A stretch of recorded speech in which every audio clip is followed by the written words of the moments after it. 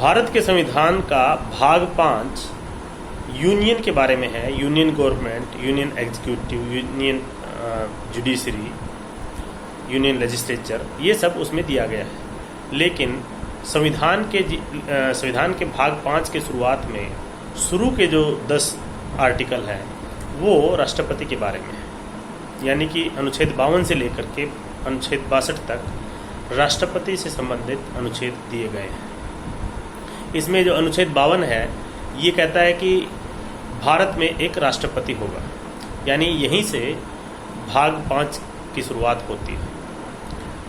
अनुच्छेद 53 में ये कहता है कि जो भारत के जो भी काम होंगे, भारत की कार्यपालिका की तरफ से जो भी काम किए जाएंगे वो राष्ट्रपति के नाम से किए जाएंगे। यानी कि राष्ट्रपति ही सर्वे सर्वा है, या उसके नाम से ही काम किए जाएंगे, या तो वो खुद करेगा या उसके नाम से किए जाएंगे। उसके बाद इलेक्शन ऑफ प्रेसिडेंट, तो राष्ट्रपति का इलेक्शन, तो राष्ट्रपति का जो इलेक्शन होगा वो एक इलेक्टोरल कॉलेज के हिसाब से होगा, और उसमें जो संसद के सदस्य यानी कि लोकसभा एवं राज्यसभा के सदस्य तथा विधानसभाओं के, राज्यों की विधानसभाओं के सदस्य। इसमें ये भी बताया गया है कि जो दिल्ली तथा पांडिचेरी जो यूनियन टेरिटरी है इनको भी इस अनुच्छेद के अनुसार राज्य ही समझा जाए।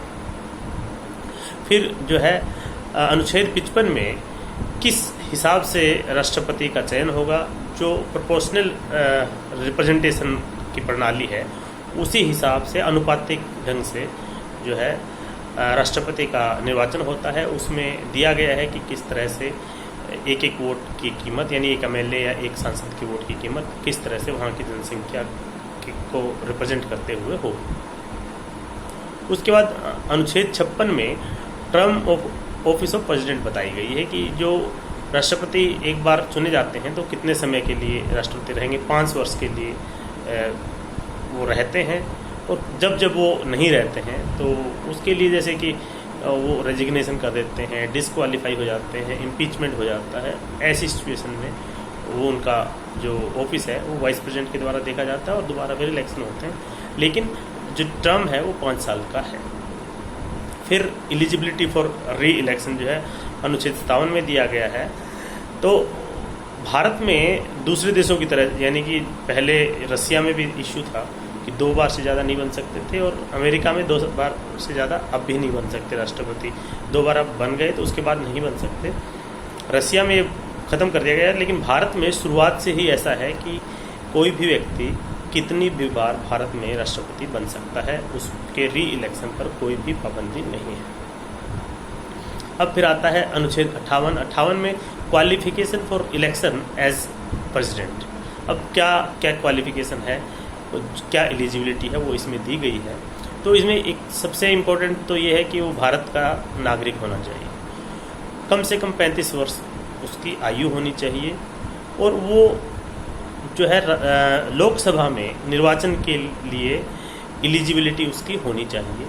तो अगर ऐसे ये सब एलिजिबिलिटी है और ऑफिस ऑफ प्रॉफिट वगैरह उसके पास नहीं होना चाहिए, तो ये सब जो एलिजिबिलिटी राष्ट्रपति महोदय के लिए दी गई है। उसके बाद अनुच्छेद 59 में कंडीशन ऑफ प्रेसिडेंट्स ऑफिस, कि जब प्रेसिडेंट ऑफिस में रहेंगे तो क्या करेंगे, यानी कि वो एक तो जो होंगे क्या बोलते हैं ऑफिस ऑफ प्रॉफिट जो है नहीं लेंगे, कहीं पे भी होल्ड नहीं करेंगे कोई, जहाँ किसी ऑफिस से जहाँ से प्रॉफिट होता हो उस टाइप का। और दूसरा जो उनके हिसाब से जब तक वो रहेंगे तो उनकी जो अलाउंसेस है या तनख्वाह जो सैलरी होती है वो उनके नुकसान के अनुसार कम नहीं की जा सकती। ये सब चीज़ें उसमें दी गई है। उसके बाद ओथ है प्रेसिडेंट की अनुच्छेद 60 में।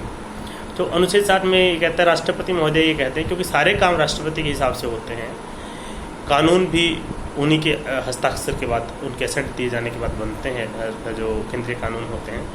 तो उसमें ये कहा गया है कि वो जो है he will protect, preserve and defend Indian constitution. यानी कि राष्ट्रपति की जो ओथ है उसमें 3 मेन बातें आती है कि जब वो अपना ऑफिस ग्रहण किए हुए होंगे तो वो भारत के संविधान को प्रिजर्व करेंगे, प्रोटेक्ट करेंगे, डिफेंड करेंगे। इस तरह से उसमें पूरा ओथ का टेक्स्ट अनुच्छेद 60 में दिया गया है। अनुच्छेद 61 में procedure for impeachment of president बताया गया है कि अगर किसी कारणवश उनके खिलाफ इम्पीचमेंट आता है तो किस तरह से उनको पद से हटाया जा सकता है, वो उस अनुच्छेद 61 में दिया गया है कि क्या क्या प्रोसीजर है, कितने लोग उसमें चाहिए, कितने लोगों के हिसाब से वो रिजोल्यूशन पास होना चाहिए, वो सब अनुच्छेद 61 में दिया गया है। और उसके बाद अनुच्छेद 62 में ये दिया गया है कि अगर जो राष्ट्रपति का पद खाली हो जाता है तो उस कंडीशन में कब तक जो है री इलेक्शन करना है या उसकी जो वैकेंसी है कितना जल्दी उसको फिलअप करना है, ये अनुच्छेद 62 में दिया गया है। तो अनुच्छेद 52 से लेकर 62 तक भारत के संविधान में जो है राष्ट्रपति से संबंधित अनुच्छेद है। वैसे राष्ट्रपति से संबंधित अनुच्छेद और भी हैं, जैसे अनुच्छेद 123 में राष्ट्रपति के द्वारा जो ऑर्डिनेंस वगैरह इशू किए जाते हैं वो प्रावधान है। बाकी भी जो संविधान में बहुत ऐसे आर्टिकल हैं जहाँ पर राष्ट्रपति की डिफरेंट टाइप की पावर्स से रिलेटेड वो अनुच्छेद हैं, लेकिन मेन जो अनुच्छेद हैं वो अनुच्छेद 52 से लेकर अनुच्छेद 62 तक जो है वो राष्ट्रपति महोदय से संबंधित है।